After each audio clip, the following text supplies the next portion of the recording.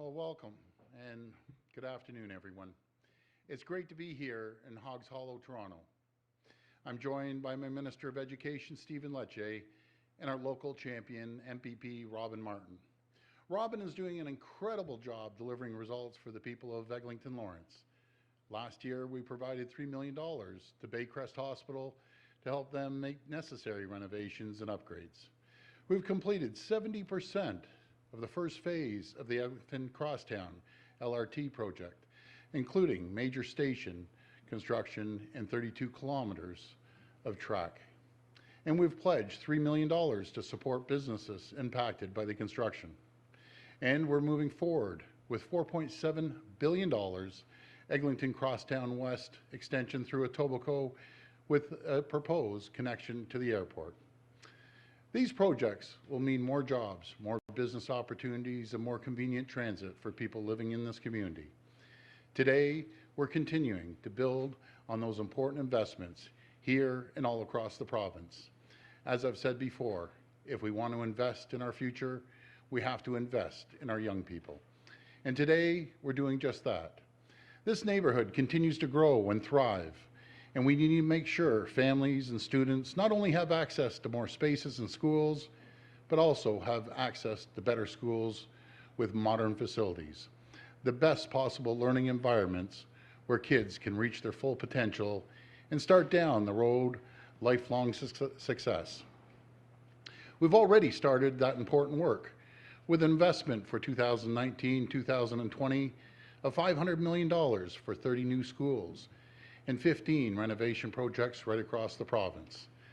Today, I'm excited to announce that we're making an additional multi-million-dollar investment in the future of the education system. For the coming year, we're investing $550 million. I apologize. $550 million to build another 20 brand new schools and renovate 8 existing schools across Ontario. That's over $500 million to create almost 16,000 more spaces for students, as well as teachers and education staff. And that includes Loretto Abbey. I can tell you folks, this is one of the most beautiful schools I've ever been in. I apologize. First time I've ever had to do that in 8 months. This is one of the oldest schools in Toronto and historic part of this community. Today, we're investing $24 million to provide the school with modern upgrades and create space for 620 more students while preserving the heritage of this building. This includes installing a brand new boiler for heating, upgrading the cooling and ventilation system, and adding more Wi-Fi access and fiber optic cables for high-speed internet access throughout the building. These projects will also help create jobs and support local businesses here in the neighborhood. All of these investments are part of this investment of $12 billion. Oh boy, I got something tickling in my throat. I really apologize, folks. To invest $12 billion over 10 years to build or expand critical school infrastructure, critical projects like our new addition to McKee Public School, Dodgson Middle School, right here in Ontario, and the new Baycrest childcare spaces for the Toronto Catholic District School Board. Loretto Abbey, like most schools across the province, is the heart of the community. And I have to thank all the teachers, staff, and parents in the Toronto Catholic School Board and the Toronto District School Board, and all of the school boards, teachers, staff, and parents across the province for everything you're doing day in and day out to keep our kids safe and ensure they can keep learning during these extraordinary times. We will continue to be there for our students, for our teachers, and for our school boards, both today and for years to come. Thank you, and God bless the people of Ontario. I'll hand it over to Minister Lecce.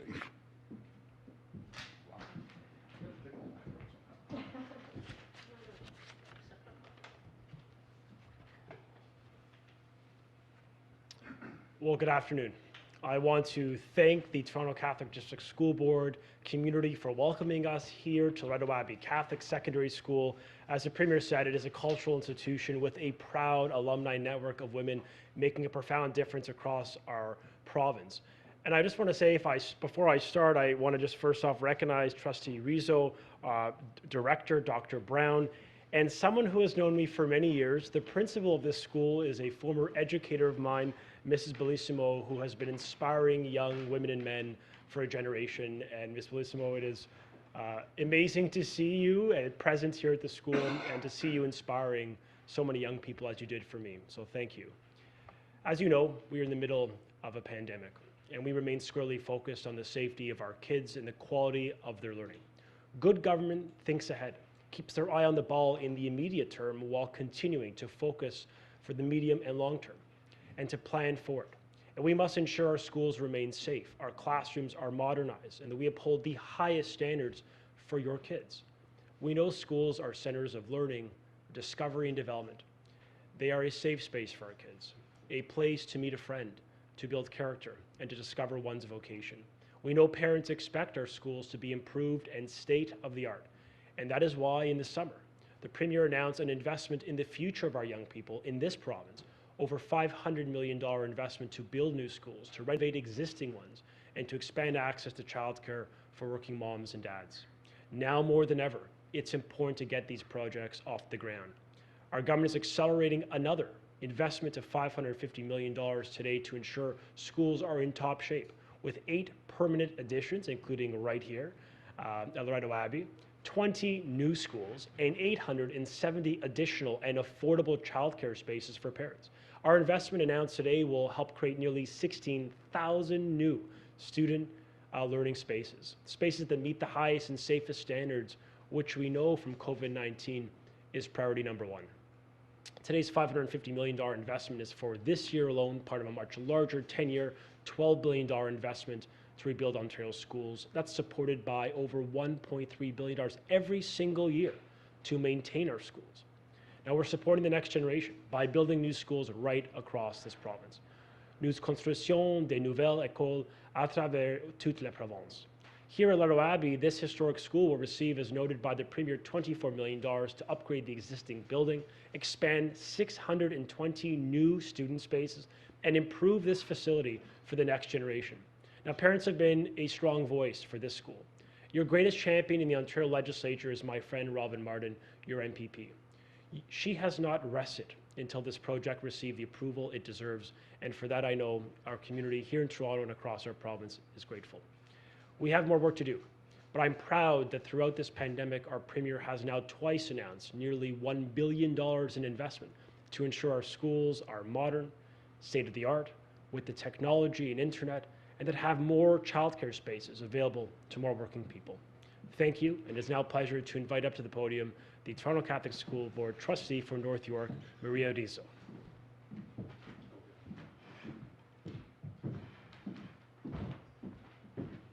Good afternoon, everyone.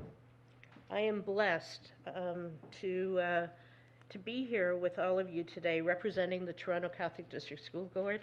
My name is Maria Rizzo, and I am the proud trustee for the Loretto Abbey School community. A very warm welcome to Premier Ford, Minister of Education Stephen Lecce, MPP for Eglinton-Lawrence Robin Martin, our new Director of Education Dr. Brendan Brown, Superintendent Christina Fernandez, and of course the great principal of Loretto Abbey, Principal Bellissimo. Everyone has a story to tell, and today I have a story to tell. In 1927, the Loretto sisters founded this school. Despite its age and need for modernization, Loretto Abbey has attracted young women from across the city for more than 93 years. This building exemplifies exquisite charm. But like most stories go, it is not always what it seems from the outside. No one except the staff and students know the deep, dark secrets that lie behind the surface. I'm about to share some of them with you. Did you know that there is a water stream or a river flowing underneath the school that creates mold? And did you know that Loretto Abbey students and staff endure heat waves and frost bites depending on the day? And it could be summer, it could be winter, we never know, in every classroom. And did you know that the boiler is on its last legs and about to blow any day. Those are just some of the problems that are exemplified in this particular school and have existed for many years. Yet, to know Loretto Abbey is to love it. But the thousands, just ask the thousands of young women who have graduated from this school for almost a century. As one put it, Loretto Abbey is magical. And indeed it is. So one day, in the year 2020, during a pandemic, 3 champions with magical powers descended from Queen's Park. They waved their magic wands and miraculously made all the wishes and dreams of staff and students come true. Not a minute too soon for Loretto Abbey. It is in desperate need of repair and upgrading. Honorable Premier, Honorable Minister, I am very appreciative that you chose this school for your visit today. I am truly pleased the province is continuing to invest in better buildings for students, and I hope to see you perform your magic on many other school communities in the future. Thank you for your presence here today. I salute you as we celebrate the storied past, the distinguished present, and bright future of Loretto Abbey. Stay safe, and may God's light shine on you always. And I'd like to invite MPP Robert Martin from Eglinton-Lawrence to the podium. Thank you. Thank you, Trustee Rizzo, and I want to welcome, of course, Premier Ford and Minister Lecce to Eglinton-Lawrence and thank them so much for making such an important announcement here this afternoon at Loretto Abbey Catholic Secondary School. To say that Loretto Abbey is an institution in this community is an understatement. Founded in 1847 and located in this current building since 1927, it is one of the oldest educational institutions in the City of Toronto, and we're very lucky to have it here in Eglinton-Lawrence. We're lucky also to live in such a vibrant and growing city, but there's no denying that the growth has posed some challenges for our local schools. And as MPP for the area, a top priority for me has been advocating to ensure our school infrastructure continues to keep pace with the demands of parents and the needs of students in a rapidly growing community.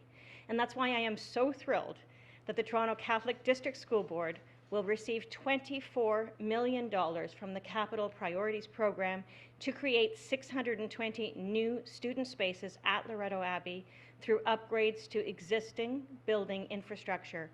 Once completed, 620 more students will have access to modern, state-of-the-art school facilities here in this beautiful historic building and in their own neighborhood, and all while preserving the heritage and history of this storied building.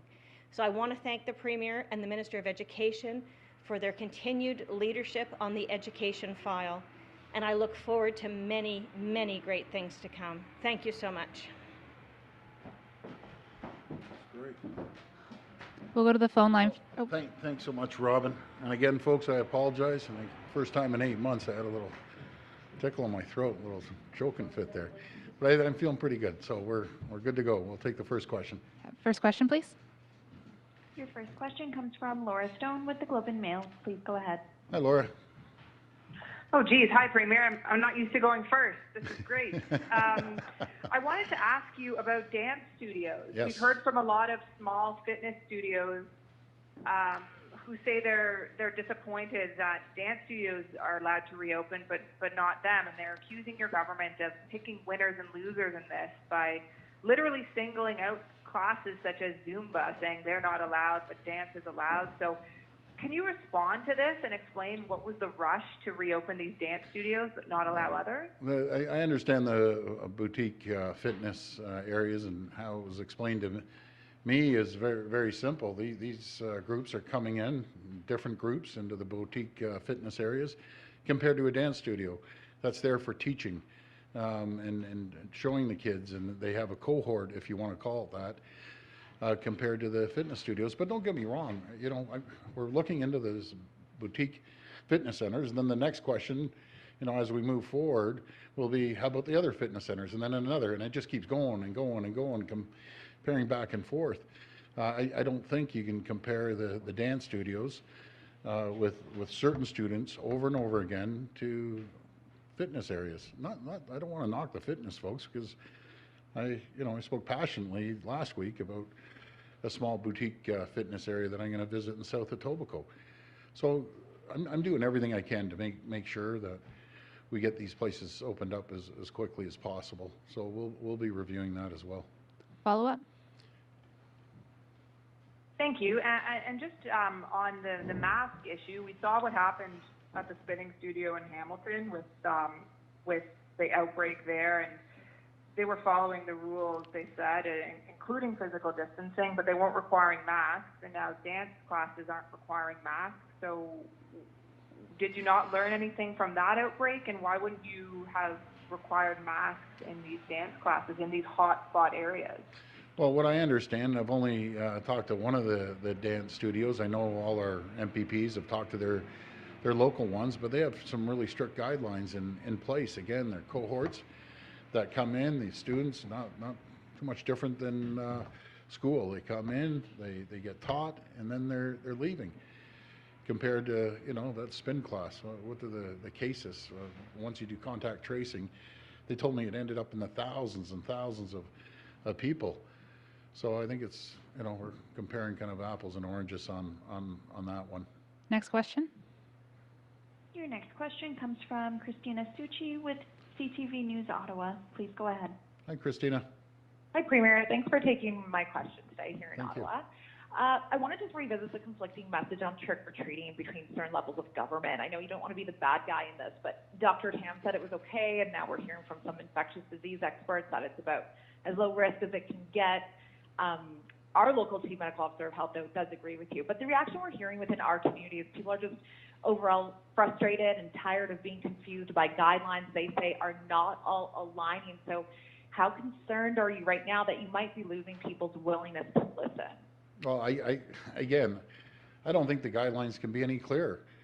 We have Dr. Etches from Ottawa on side, Dr. DeVille from Toronto, we have York, we have Peel, we have all the chief medical officers, and yes, you can find a few docs that will disagree all the time. We find all the time a certain group of them, and if I followed some of the advice that I heard from those same people at the beginning, it would be a real disaster.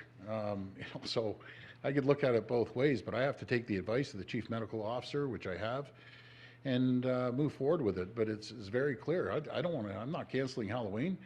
What we're highly recommending, do not go door to door in the hotspot areas. And we've seen it. And if we didn't act quickly, by the way, in Ottawa, I had a good briefing with Dr. Brown. And, if we didn't act, we'd be going over the edge right now in Ottawa, as he mentioned. So I'm glad we made the decisions that we made to keep the people of Ottawa safe. They aren't easy decisions, I'll tell you that. Follow up? Mm-hmm. Yes, certainly not easy decisions. And in terms of enforcement now, with people who may be piling their kids into the car and driving 30 minutes outside of Ottawa to still give them that trick-or-treating experience, or people may be having house parties or larger than they should gatherings inside the house because now they're being told not to go out and trick-or-treating. What's the plan there for enforcing rules? Well, right from the get-go, and it's a good question, right from the get-go, the enforcement is trusting the people of Ontario that we've been trusting ever since the beginning of this pandemic, that have been the vast majority of people are listening and going by the guidelines and protocols that we've set out. If you want to load your a whole bunch of kids in the car and drive 30 miles or whatever, we don't have enough police. We can't be checking every single car. We can't be checking every single area. If someone has a house party, well, they're being reckless and they're being careless. Guys, the only way we're going to get through this is by following the protocols and the guidelines. It's proven, not just here, but around the world, that if you do these steps, we have a better chance of lowering the cases, getting back on our feet. We did it once before. We can do it again. We will do it again. But I understand, people, as I said the other day, people are on edge. I get it. I hear it out there. I understand it. But again, we have to go with the health advice that is given to us and make a decision based on the advice we're getting from the docs. Next question. Your next question comes from Rob Benzie with the Toronto Star. Please go ahead. Hi, Rob. How you doing? Hi, Premier. I wanted to ask you about the surprising theme in the legislature this morning when you guys used a friendly conservative question so that you could rise in the House and pay tribute to Kathleen Wynne. What was the thinking behind that, and why now? And I just wondered if you could Sure. expand on some of your comments. Yeah, not a problem at all. Thanks for the question, Rob. Kathleen Wynne announced that she wasn't going to be running again.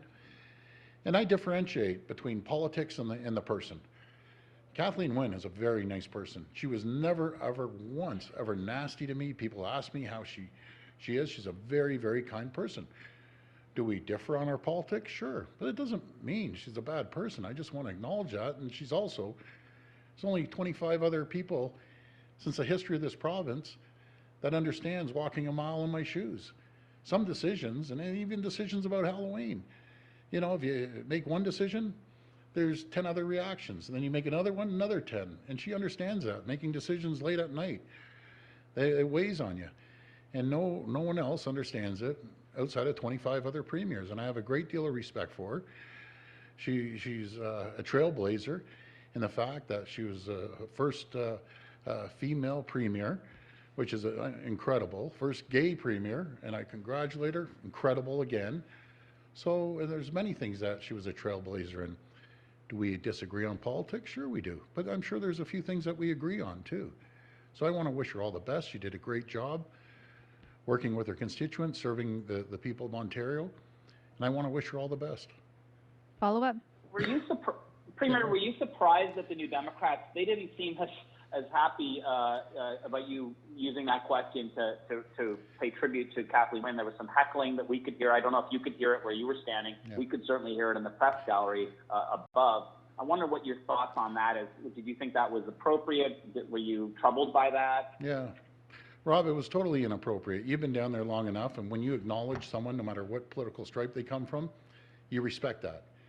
While I was acknowledging the former premier, the NDP were heckling and shouting out, and then what I understand, Kathleen Wynne went to acknowledge Andrew and she kind of sloughed her off.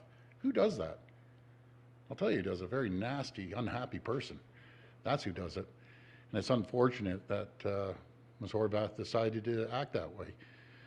It's really disrespectful, and but that I'll leave it up to her to decide if she's going to do that again. But it's uncalled for. Last question. Your final question comes from Cynthia Mulligan with City News. Please go ahead. Hi, Cynthia. Hi there, Premier. Hey.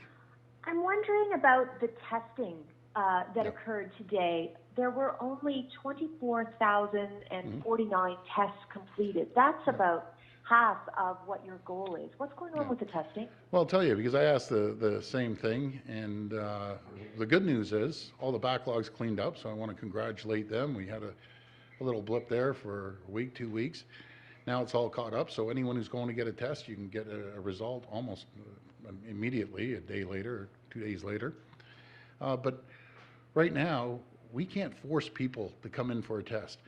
No matter if it's in North Rexdale or up in Northwest Toronto where we're seeing some issues, we're encouraging people to get there. We're putting pop-up testing centers, be it in Brampton or other areas. If you're showing symptoms, please get tested. Follow-up? So are you saying it's not because of a lack of testing on the government and lab ends that it's people not coming in? Because we did check with some of the hospitals and they actually have far more openings for testing than they did last week and the week before. Yeah, Cynthia, I've never seen anything like it. Remember before I was begging people to come in, then a whole bunch of people showed up, and then we're geared up. We have the capacity now to do upwards to 50,000 and people aren't coming in. So I don't know if that's good news, bad news, but maybe people aren't showing the symptoms. And if you're showing symptoms, please come in and get tested. That's the most important thing. We just haven't been able to get enough people there, and anyone who's coming is getting tested and getting results pretty very quickly. Thank you. And I want to give a shout out to the testing folks and Matt Anderson again. He was in a real bind, but he pulled himself out of it, and the whole team, and now we're back at it, full steam. So thank you. Thank you, everyone. Thanks, everyone.